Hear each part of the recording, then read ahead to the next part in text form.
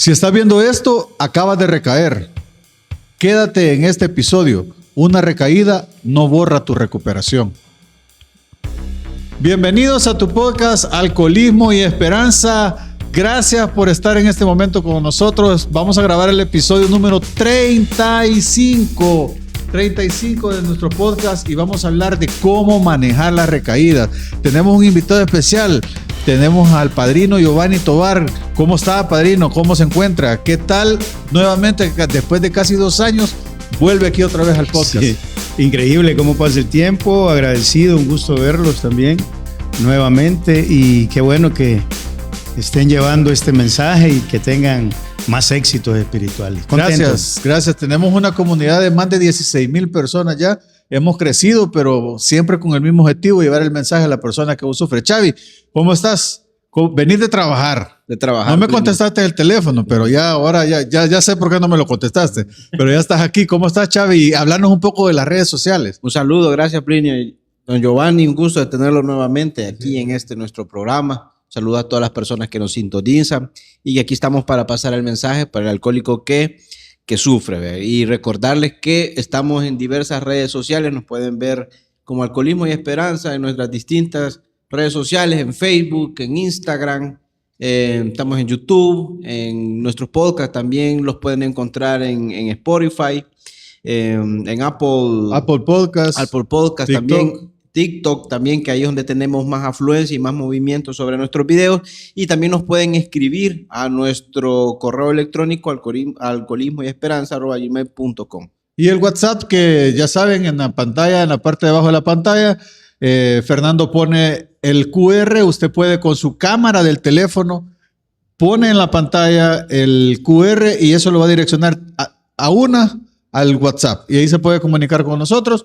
A veces ténganos un poquito de paciencia, porque como para nosotros esto es voluntario también, estamos trabajando, pero tratamos la manera de contestarle todos sus mensajes. Y a lo que nos truje esto, lo más importante. Hoy vamos a hablar un poco sobre el tema de las recaídas, en el sentido de cómo manejar las recaídas. A veces las recaídas se manejan como que fuera un fracaso. Y estamos claros que una recaída no borra la recuperación que uno lleva. Sí tiene algunas consecuencias, pero ¿cómo podríamos, Giovanni, diferenciar entre un fracaso total en una recaída, hablando de las recaídas, entre un fracaso o que nosotros realmente padecemos de una enfermedad crónica? ¿Cómo podríamos explicarle a la audiencia de que se maneja esa situación? Fracaso versus una enfermedad crónica. Sí, la verdad es que es compleja, ¿no? La situación es bastante compleja porque existe lo que es el ignorar dónde está mi salida. ¿Cómo puedo saber yo si soy un enfermo? Recordad que esta es una enfermedad insidiosa, progresiva y de fatales desenlaces. Y la adicción está manejada por lo que es obsesión, compulsión e insidia. Entonces, muchas veces considero yo, o lo que se ha vivido, o lo que uno ha visto por experiencias ajenas, de que la recaída, como se puede convertir en una buena experiencia espiritual, como realmente se puede convertir en la peor derrota de nuestra vida. Pero no es un fracaso realmente, es parte de nuestra enfermedad. Es que es parte de nuestra enfermedad. Sí, dice por ahí que no hay peor fracaso que volver a reincidir. Y el enfermo alcohólico lo que más le duele es tomar decisiones y empezar de nuevo. No sé por qué al alcohólico le cuesta empezar de nuevo. Pero hay una oportunidad, porque si fuera un fracaso total, no estamos hablando de fracaso, sino que un fracaso total, no hubiera personas que después que tuvieron una reincidencia se quedaron de una vez y para siempre, esa vez sí. Bueno, o sea, pero si lo podemos ver de dos formas, pero sí realmente es un fracaso. No, pero no total. Me refiero que no. Muchos que están en este momento, que nos están viendo, que estoy seguro que están en una recaída que pudo haber sido hoy mismo, que están viendo este podcast, ya nos han escrito, gente que dicen, hoy me levanté en estado de goma o en cruda y ya no quiero, en este momento ellos se sienten fracasados y creen que ya no pueden más. Ese es el punto. Es correcto. Porque para nosotros que tenemos una salida, que encontramos una salida por un acto providencial, estamos bien. Pero la persona que está viviendo la situación, por eso te decía, comenzar de nuevo, le duele, le cuesta, y muchas veces es mejor decir renuncio desde la enfermedad. Recordad que la enfermedad habla. Así es. Entonces, no, yo ya no sigo, así me quedo. Es más, o sea, la enfermedad te habla, la enfermedad del alcoholismo te habla de un sinfín de maneras. Ya no sigo, soy lo peor. Llega la autocomiseración, la depresión, el malestar con uno mismo. Es duro. Entonces, ¿a quién le pido ayuda? Yo en ciertas ocasiones viví estas situaciones de esa, como nosotros le llamamos, ¿verdad? Esa cruda moral, ¿va? Donde uno bebe y todo es alegría el fin de semana, pero ya el lunes todo es tristeza. Todo es autoconmiseración, todo es depresión, soledad, tristeza, aturdimiento, miedos. Me gasté el dinero de la familia, me gasté el dinero de deudas, de compromisos, ¿cómo voy a hacer? ¿Cómo empiezo? Y mucha gente ahí se quedó también. Sí. También se puede manejar como un fracaso rotundo. Xavi, las personas que han recaído en algún momento, ¿qué crees que pudo haber sido como primer momento lo que ellos pensaron? ¿Verdad? Después de haber recaído, tal vez ya llevaban 5 días, 10 días, 1 año, 5 años, 10 años. ¿Qué pudo haber pasado por la mente después de haber recaído para ellos? ¿Qué pudo haber dicho, híjole, qué pasó en mi mente? No sé, lo que has escuchado, lo que has visto. Sí. ¿Y cómo crees que sea difícil para ellos volver a empezar? Hay muchos factores de las personas a veces que llevan una recaída, principalmente porque no existe una derrota, ¿verdad? Todavía no existe esa etapa donde la persona se ha determinado como alcohólico, donde ha aceptado su enfermedad. Las personas que tienen el conocimiento o aceptan esa derrota y que aceptan esta condición como una enfermedad, ¿qué es lo que hacen? Tratarla a través de la abstinencia. Pero llegar a un punto de decir, bueno, voy a tomar es primero porque no han llegado a ese convencimiento. Segundo lugar, pueden haber factores externos que también los promueven a que puedan consumir.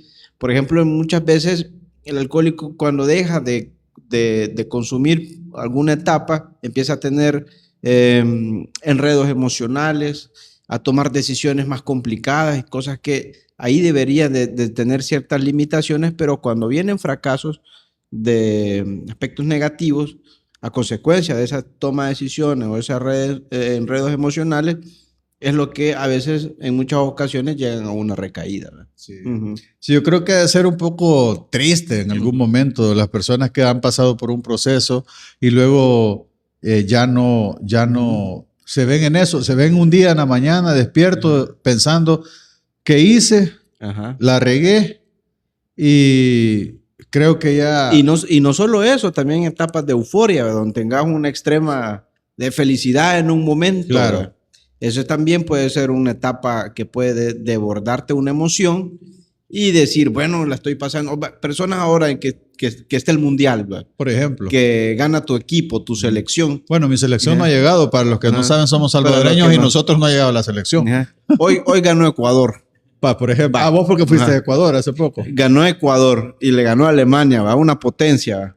Entonces muchas personas decir, bueno, es un ejemplo hipotético aquí, que bueno, ganó la selección ecuatoriana, ¿va? Cuando se van a imaginar y va a clasificar como tercero mejor, ¿va? Entonces eso puede llegar a una extrema felicidad de alguien que en ese momento no va a tener la suficiente discernimiento de decir, estoy en una etapa de controlar mi bebida, no lo voy a hacer. Lo primero que va a hacer es agarrar una cerveza bien helada, ¿ve?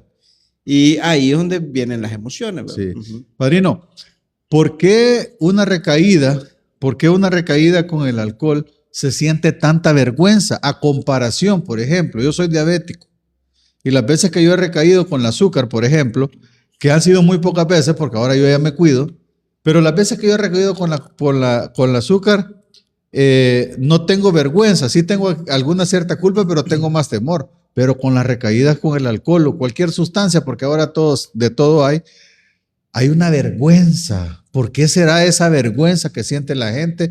Tal vez que ellos sepan por qué se siente esa vergüenza, pero que sí hay una oportunidad. No deberíamos de quedarnos solo en la vergüenza. ¿Por qué hay tanta vergüenza? Porque ya hay un, por decirlo así, ápice de conciencia. Saber que me he fallado yo, saber que he recaído, votar la alegría de mucha gente que ya me vio sin beber, más esa gente que una esposa, los hijos, y que los desencantaste, porque cuando recaes, desencantás. Entonces viene esa culpa, esa goma moral. Pérdida de confianza, por ejemplo, ¿puede ser? Podría ser. Y eso le da a uno vergüenza, decir, ya no confían en mí, me da vergüenza que me vean así. Lo que pasa es que, como también el alcoholismo es un problema de conducta, prometiste, hoy en la noche vamos a venir y vamos a ir a cenar, ¿verdad? Y la gente algo típico, se quedó esperando. Sí. Vamos a ir al cine. Ajá. Padrino, yo he visto unas cantinas fuera de cualquier contexto y es una realidad. He visto unas cantinas a los borrachos tirados en el suelo con una bolsa de pollo a la par o un pastel, sí, un cake, sí, el dulce, sí, a la par tirado. ¿Es parte de la vergüenza o no? Haber prometido. Es parte de la vergüenza, de la culpa, de la autoconmiseración. Yo recuerdo una vez estábamos bebiendo en un billar, tomando, típico, y llegó un gran amigo y éramos bien afines. Él llegó con los comprados, pidió una, dijo, solo me voy a tomar una, dijo, porque no he estado tomando, tengo como 9 meses de no tomar. ¡Ey, qué bueno! Y de repente, deme otra. Otras, y vos, sí, démosle, 4. Sí, se dieron las 2 de la mañana. Y empezó ahí en el billar a repartir la mortadela, el pan de caja. Ahí empezó a regalar y ya no se pudo. Ya, o sea, ¿qué pasó con él el siguiente día? ¿Tuvo algún contacto? ¿Sabe de eso? Aprovechando la coyuntura de la reseña. ¿Tuvo algún contacto? ¿Supo qué pasó con él? La verdad, seguimos bebiendo como 3 días más. ¡Oh, madre! Ya no nos presentamos al trabajo, ni él, ni yo. Una persona como todo típico alcohólico, bien agradable, bien educado, bien amable, pero ya con el highball adentro, transformado totalmente. Con el jarabe. Sí, ahí quedaron los... No se me olvide ese episodio a mí. El alcoholismo realmente es una enfermedad crónica, exacto, como la diabetes. Es un buen ejemplo porque la diabetes se trata, la diabetes dan medicamentos, dan recetas médicas, algunos insulina, algunos solo metformina o cualquier otro medicamento. Las dietas es importante y las consultas médicas. El alcoholismo es lo mismo. El alcoholismo tiene una receta que uno tiene que seguir. Y más adelante y en otros episodios hemos hablado de esto. Pero lo importante de esto es hablar también por qué ocurren las recaídas. Xavi, vos ya adelantaste un poco este tema y me gustaría que lo ampliáramos. ¿Cuáles crees que sean los momentos más recurrentes en los cuales se puede dar una recaída?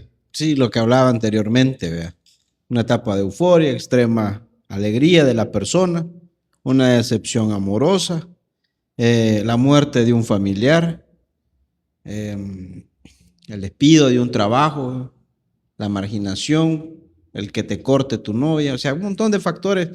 Bueno, porque aquí puedo citar y decir un montón de cuadros fácticos que se pueden dar para esto, pero lo primordial es que el alcohólico no acepta su realidad. O sea, como persona, como alcohólico, yo estoy consciente de que cualquier cosa puede llevar a una persona a consumir, siempre y cuando no acepte su ¿Y cuál derrota? ¿Crees que sea el momento más crítico para que un alcohólico como vos, como Giovanni o como yo, tengamos una situación muy delicada a tal grado que nos puede llevar, que nosotros estamos en un proceso de recuperación con muchos años, Giovanni ya tiene casi 40 años, pues, pero que nosotros estamos en un proceso de recuperación. ¿Cuál puede ser ese momento? Porque la gente que nos escribe a veces tiene un poco tiempo, días, y no saben que es lo mismo es. Tanto Giovanni que tiene casi 40, como vos que tenés casi 12 años de estar, y como yo que tengo 15 años de estar, tenemos el mismo problema que el que nos está viendo ahorita, que ahorita, hoy, tiene su primer día de estar sin beber. ¿Cuál puede ser ese momento más crítico? Al momento más crítico y el que yo, desde que comencé a estar en los movimientos, he tenido bastante cuidado a sentir esa etapa de euforia, a sentirme realmente contento. Porque yo recuerdo que cuando tomaba, yo no tomaba porque me sentía deprimido, sino que cuando me sentía bastante bien. Entonces, cuando me suceden ese tipo de cosas, yo trato de cuidarme. Por ejemplo, discotecas, cuando quiero festejar mi cumpleaños o porque me ha pasado algo bueno. Por ejemplo, un ascenso laboral, algo de lo que te dignifique o te haga sentir bien, yo no lo celebro en un bar. No lo voy a celebrar a una discoteca. O buscando a los amigos con los que tomas. O los amigos con los que sean los que toman. Porque yo sé que eso puede ser un detonante para mí. Esas partes yo bastante las cuido mucho en mi recuperación. Giovanni, para quienes han recaído realmente, ¿cuál puede ser una alerta? Una alerta. Los que han recaído, ¿cuáles pudieron haber sido algunas alertas que ellos pudieron haber tenido? Que se pudieron dar cuenta, pero las dejaron pasar antes de esa recaída. Si ya está en grupos de autoayuda, el descuido de su reunión. Es buen punto, buenísimo el punto. El otro, el compromiso con la familia, esposa e hijos, padres,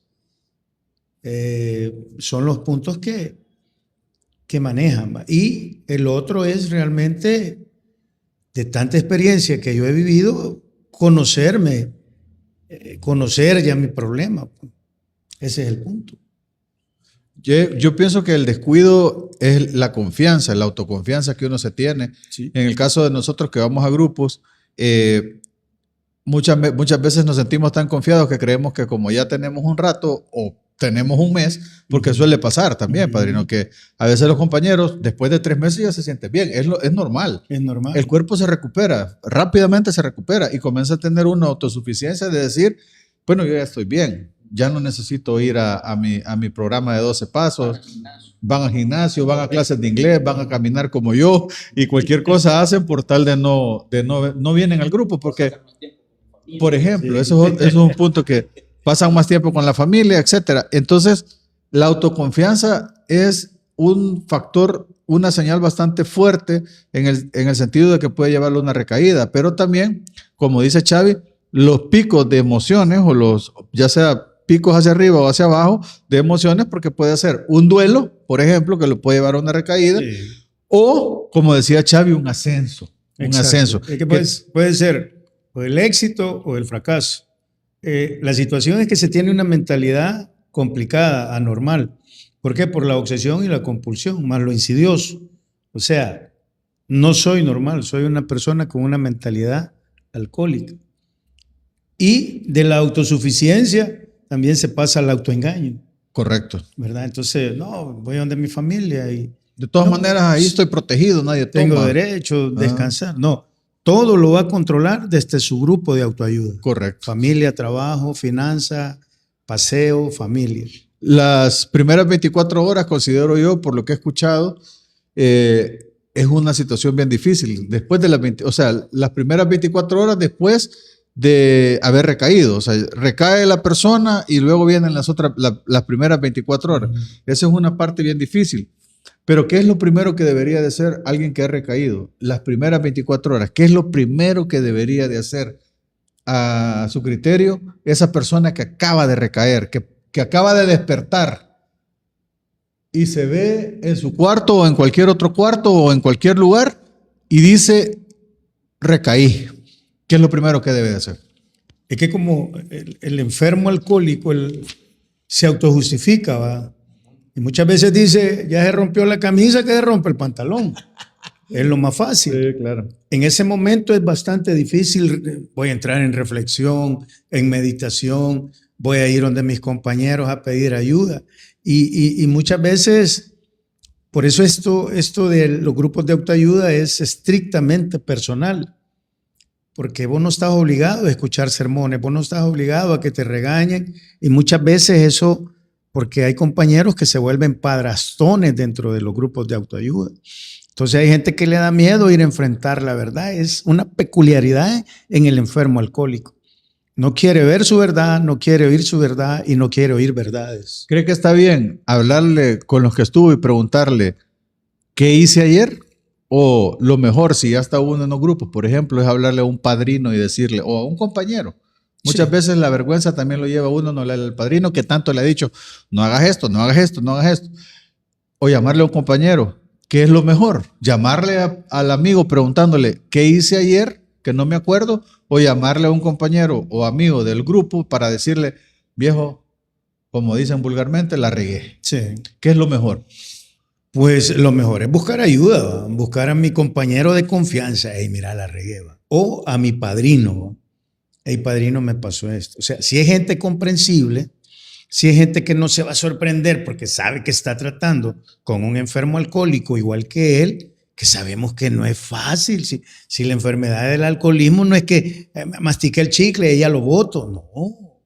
Dice, recuerde que está tratando con el alcohol, que es astuto, poderoso y desconcertante, y que solo no podemos. Así es. Entonces, después de una recaída, porque también es bueno que hay gente que vuelve al grupo, primero porque ya no se siente bien bebiendo. Hay culpa, hay conciencia. Y muchos lo hacen también por sus hijos. Claro. Porque tú puedes decir, es una enfermedad igual que la diabetes, pero en cuanto a tratamiento, pero en cuanto a experiencia, no, porque un diabético, una persona con cáncer, no hace sufrir a otros, a segundos y terceros. Un alcohólico, sí, porque en las manos de él está el futuro de sus hijos, de su familia, de una esposa. Entonces, es bien diferente. Yo, como enfermo alcohólico, tengo la maldición de contagiar a los seres que más amo, que más me aman y que más me respetan. Y dañar, lo que es lo peor. Xavi, ¿cuál crees que puede ser el error más común que comete alguien que recae justamente después de haberlo hecho? En esas 24 horas que llevan, ¿cuáles son los errores más comunes que cometen las personas? Y te quiero hacer otra pregunta adicional también. ¿Cuándo crees que es el momento de parar después de haber recaído? ¿Crees que es bueno seguir o es momento de parar cuándo? ¿Ya o qué? Dos preguntas te he dejado. La primera, te la repito, es ¿cuál es el error más común de las personas después de haber recaído? Y la segunda pregunta que te hago es ¿cuándo es el momento de parar? Quizás el error es callarse al principio, para mí, no contárselo a un compañero, quedarte aquí y pertenecer a la secreta, ¿va? ¿No? Pues sí, porque eso pasa. ¿va? Pertenecer a la secreta significa estar yendo a los grupos y seguir consumiendo. Y seguir consumiendo, escondida. Sí, escondida. Porque para empezar, o sea, uno mismo se está engañando, ¿va? Sí. Y porque aquí hay compañeros que han celebrado años y sabemos que han consumido. ¿va? Sí, claro, claro. No, pero no es por usted, padrino, tranquila. Ya me descubrieron. Ese es para mí uno de los errores, no buscar ayuda, hablarlo con alguien. ¿ve? Porque si lo hablas con alguien, expresas, te desahogás, haces una catarsis y posiblemente puedes llegar a identificar algo que no estaba bien. ¿ve? ¿Y cuál era la otra pregunta? Se me olvidó. ¿Cuál es el mejor momento para parar? ¿Cuándo? Inmediatamente. ¿ve? Sí, el alcohólico a veces piensa de que, como, bueno, ya bebí, ni modo, voy a seguir, pero realmente si uno está en los grupos es inmediatamente. Sí. Hay tres puntos básicos que los voy a medio parafrasear de que están escritos en el guión, que dice que después de en las primeras 24 horas, lo primero es no te quedes solo, llama a alguien. Eso es ya de inmediato, que es lo que hablamos. Lo segundo, llama a alguien. Y lo quiero leer porque realmente es bien importante que la gente que nos está viendo lo hace. El segundo es no uses la recaída como una excusa para seguir bebiendo. Esa es una excusa. Es como ya se rompió la camisa, que se rompe el pantalón, Ajá. ya le hicimos negro, hagamos los trompudos y pues démosle. O sea, no, eso no es una excusa. O sea, ya es de parar. Y lo tercero es analizarse a uno mismo sin juzgarse. O sea, sí, ¿qué pasó? Esto y esto, pero ay, es que yo soy sin dramas. Ujú. Es que yo nadie me quiere, es que mi mamá, es que mi papá, es que mi tío, es que yo cuando era chiquito que no me compraron el Play, que no me compraron... Sin excusa, sin juzgarse, la trampa, sin juzgarse y sin drama. Y sin drama, sino que de una y parar. Entonces, pero ¿cómo hay que hablarse a uno mismo? Porque si hemos hablado nosotros, por ejemplo, de qué es lo que pasa, pero cuando uno está solo, ¿cómo se habla? ¿Qué se tiene que decir? Entonces, Sí. Xavi, Ujú. aprovechando que tenés el micrófono, Ajá. ya vamos a comprar otro para tener otro. Bueno, cuando nos preste Fernando el del, vamos a hacerlo. Dice, ¿cuál es la diferencia, Xavi, entre la autocrítica que te ayuda y que te Ajá. destruye? Ajá. Fíjate, Ajá. porque nosotros comenzamos a destruirnos con autocrítica. Sí, Sí. es que yo sé que no puedo, Ajá. porque somos buenos para el drama. Ajá. Los alcohólicos somos los especialistas en el drama, pero cuando te comenzás a autoanalizar, podés destruirte a vos mismo Ajá. o podés ayudarte. ¿Cuál podría ser la diferencia? Entre autocrítica. Entre la autocrítica que te ayuda y la que te destruye. No, pues sí, la autocrítica que te destruye, obviamente, es lo que mencionaba, ¿verdad? Que empezarte a decir que sos un fracaso, que vas a morir siendo un alcohólico, que vas a destruirte tu vida. Pero lo importante de todo esto, creo que hacerte una autocrítica es ver las ventajas que puedes sacar de eso, pues. O sea, empezar desde cero. Aquí ya lo decía Giovanni, al alcohólico no le gusta comenzar de cero, tomar decisiones y comenzar nuevamente, pero creo que eso es parte del progreso de una persona en esta etapa de alcoholismo. Sí, definitivamente. Giovanni, ¿cómo cree usted que es la mejor forma de hablarle a un amigo, por ejemplo, que ha recaído? ¿Ya? Desde los dos puntos de vista, siendo nosotros alcohólicos en un proceso de recuperación de 12 pasos y siendo una persona ajena, porque hay dos formas de hablarle. Por ejemplo, la persona que habla que no es alcohólico como nosotros, es como a veces juzgan o le dicen, es que no, la vez que lo que tenías que solo tomate 2. Pero, ¿cómo es la mejor forma que alguien que no es alcohólico le hable a alguien que acaba de recaer? Y cómo es la mejor forma de hablarle nosotros que estamos dentro de un proceso. Sí, correcto. Bueno, la verdad, un punto importante es que no esté bajo los efectos del alcohol, porque no va a entender, se va a molestar. Vos has venido a criticarme, a juzgarme, lo típico del alcohólico. Vos has venido a burlarte de mí porque recaí. Y la otra es esperar que pase, visitarlo en un momento donde él esté pues con esa culpita, con ese malestar y empezarle a hablar pues de que se puede dar una oportunidad más, que es el momento, acompañarlo. No vengo a juzgarte, no vengo a criticarte, no vengo a hacerte la ley lápida. Simple y sencillamente sabemos que sos enfermo, igual que yo, pero vamos al grupo. Hay algo que dice ahí muy interesante y yo te lo decía temprano porque yo no juzgo a la gente que recae. Para empezar, soy alcohólico. Sé lo que es tener una obsesión hacia el alcohol, ¿verdad? Que muchas veces solo Dios te la puede romper o un poder superior como cada quien lo entiende. Pero si hay algo que es difícil, ver a alguien que quiere dejar de beber y no puede, por mucha ayuda, con mucho amor y comprensión que se la des. Entonces hay algo en la literatura que dice, fíjate que es difícil para nosotros los humanos, pero dice, solo en la mente de Dios está. ¿Por qué a estas personas le ha puesto una carga más pesada que la de nosotros? No queda más que acompañarlas y comprenderles. Hasta ahí nada más. No puedes ir a dar un sermón, no puedes ir a regañarlo, a criticarlo. Simple y sencillamente acompañarlo e invitarlo nuevamente a que comience. Yo creo que el hablarles con amor, y aquí quiero un poco hablar lo de que casi siempre hablamos, las experiencias que la gente nos ha compartido sobre los grupos, es de que a la gente que reincide, o incluso a la gente, no es que la gente reincide, sino que simplemente a la gente que tiene un problema con el alcohol, llegan a los grupos y los maltratan. Eso es algo recurrente en nuestros comentarios que nos hacen. Mucha gente dice, yo no voy a esos grupos porque nos maltratan. Incluso nos han contado experiencias de que ellos querían, llegaron, los maltrataron y se fueron, los trataron como inhumanos inclusive. Lo cual nosotros siempre hemos aclarado que el grupo donde nosotros vamos, que es aquí este local donde estamos, no funciona de esa forma. Pero tal vez aprovechando la coyuntura de lo que estamos hablando, de hablarle a la gente con amor, de tratarlas con amor, de decirle a las personas que han recaído que sí hay una oportunidad, que en el caso de los que creen en Dios, pues que hay un Dios que los está respaldando, que los está cuidando, que hasta ese día los ha tenido con vida, por ejemplo, Claro. por lo menos los ha tenido con vida, porque hay una contradicción con lo que la gente tiene de concepto hacia los grupos, de cómo reciben a las personas que o han recaído o tienen un problema del alcohol. ¿Por qué?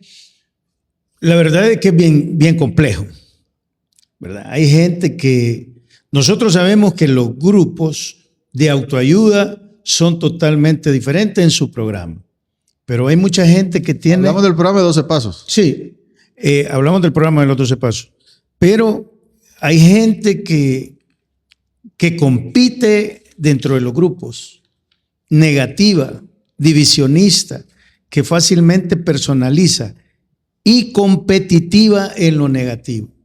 No todo es azul. Hay gente que está esperando la cabeza de Juan el Bautista. ¿Me entiendes? Entonces, hay gente que ha hecho un trofeo desde lo invicto y no se trata de eso. Realmente este es un programa eminentemente espiritual. Es el caso eminente personal. Nadie tiene compromisos de darle información de su vida a nadie. Si vamos a hablar en la esencia de lo que es el programa de los 12 Pasos, nadie tiene compromiso de estar dando información de su vida. Ni nadie tampoco tiene que estar juzgando, ni siendo ni juez, ni verdugo, ni jurado de su compañero, de lucha espiritual.